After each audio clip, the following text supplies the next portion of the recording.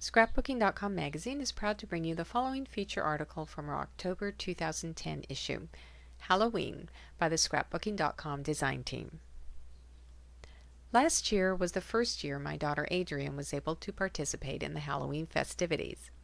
We'd done several different activities, from painting pumpkins to trick-or-treating at the mall, the zoo, and around the neighborhood.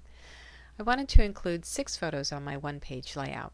I used a 4x6 for the focal point photo and 5 smaller photos around it of her participating in various activities.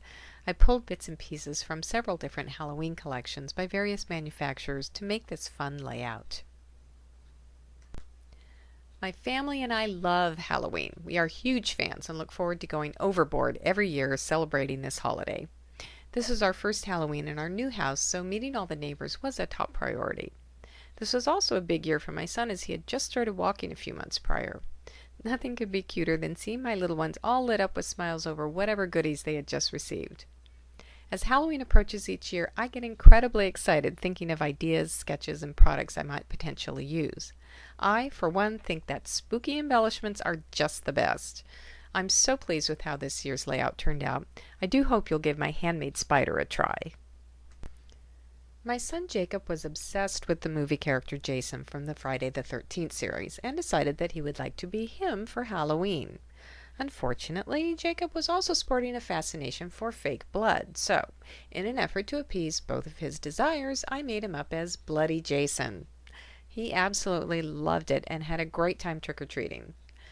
I knew that I wanted to incorporate blood into the layout, but I was hesitant to drop paint right on the paper for fear of ruining the whole project. I came up with the idea to drop red paint on transparency to see if it would dry well enough to use over my pictures and paper, thus preventing any accidents from happening. It took a few tries to discover that the best effect was gained by laying transparency on the floor and standing over it to drip the paint onto it. While the splatter was wet, I held it vertically to make the paint run until I had the effect that I wanted. Once the paint was thoroughly dry, I cut the transparency to the exact dimensions of the pictures and secured it with glue under the blood so it wouldn't be seen from the other side. Together with some stunning basic gray pattern paper and soft-spoken die-cut stickers, the layout turned out to be one of my favorites.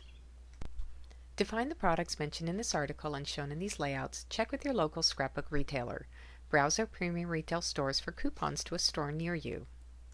Thanks for listening. For more creative inspiration, be sure to check out all of the great articles and projects in this month's issue of Scrapbooking.com magazine.